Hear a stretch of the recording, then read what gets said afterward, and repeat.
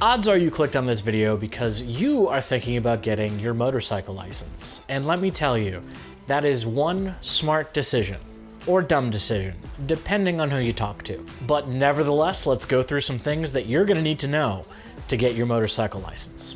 What's up everyone, Matt here, and welcome back to TSMoto Adventures. So one of the first things you're gonna wanna do if you're thinking about getting your motorcycle license is to actually decide if riding a motorcycle is something you really want to do. I know it may seem really fun and exhilarating and you watch all these really cool videos on YouTube, TikTok, Instagram, but really think long and hard if motorcycling is something that you truly want to get involved with. There's a lot of risk that goes into riding a motorcycle, and as a rider, you need to be prepared to accept that risk and responsibility. So just keep considering that for a bit, and if you decide that you are, congratulations, we can move to the next step. So you're gonna have two different options for getting your motorcycle license in the United States. The first one is the easy route, and that's the way I did it. It costs you a little bit more money, but in the long run, I think it's the much better option. That option is to take a Motorcycle Safety Foundation basic rider course. The BRC is a 3-day class with classroom training and range training. Range training is when you're out there on a bike actually riding and learning really important fundamental skills that are gonna keep you safe on the road. Plus, if you've never ridden a bike before, it's a really good experience to get out there in a controlled environment where if you mess up, you're not dead. The really nice thing about the MSF course is you get to your final day, you're a bit more confident on the bike, and it's time for you to take your practical skills test. That test is gonna consist of everything that you would do at the DMV, but instead you're doing it in front of your classmates. So if you screw up, they get to make fun of you. But really, the skills test is actually very easy to do, and it's a lot of very important skills that you need to know as a rider anyway. Everyone in my class passed, including me, which I was a little surprised about because I felt like I did really bad. But turns out, I didn't do nearly as bad as I thought I did. By the way, you're gonna have to pass a written test too, but don't stress too hard about it. It's really, really easy.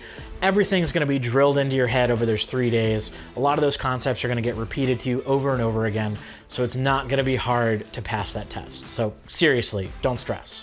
So once you pass the MSF BRC, you get a little certificate. This acts as your motorcycle license for 30 days. At least it did for me in Virginia. The really nice thing about this is you can get out there and couple that with your normal driver's license and go and ride, but you do still need to go to the DMV so you can get your license updated.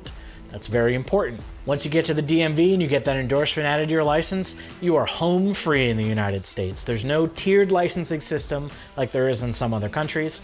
You can hop on whatever bike you want and do whatever the hell you want as long as you follow the laws of the road. So I said there were two options for getting your motorcycle license, and one of them was the easy way, the other was the less easy way, and that less easy way is doing it totally on your own without any kind of training. So what you're gonna need to do is you're gonna need to go to your local DMV, fill out some paperwork, and get your motorcycle learner's permit. So in the state of Virginia, you have to hold it for a minimum of 30 days if you're over the age of 18. If you're under the age of 18, you have to hold it for a minimum of 9 months. Once you have that motorcycle learner's permit, you're able to hop on a bike and ride. Depending on the state you're in, there may be some restrictions on what you can ride, the hours you can ride, and the places you can ride. In some states I know in the US, you can't actually ride on highways if you have a permit. You can only stay on surface streets. So it's something to keep in mind and make sure you do the research for your local area so you follow those laws. Once you pass that minimum time frame for your permit and you feel like you're ready to do your skills test and your written exam, you schedule that with the DMV, you go and you do it. One thing though, the DMV is most likely not going to provide you with a motorcycle. You're gonna have to provide your own. So you either need to own one or have a friend who's willing to lend you their bike and hope you don't drop it while you're doing your exam. The MSF course gives you a motorcycle to ride. So again, think about that. Easier option, totally worth it, trust me. Once you pass both of those tests, you are then home free. You can hop on, as I said, whatever bike you want, do whatever the hell you want within legal reason, and have a good time. Congratulations, you're now a licensed motorcycle rider. But there's one more thing that I really want to drop on you here.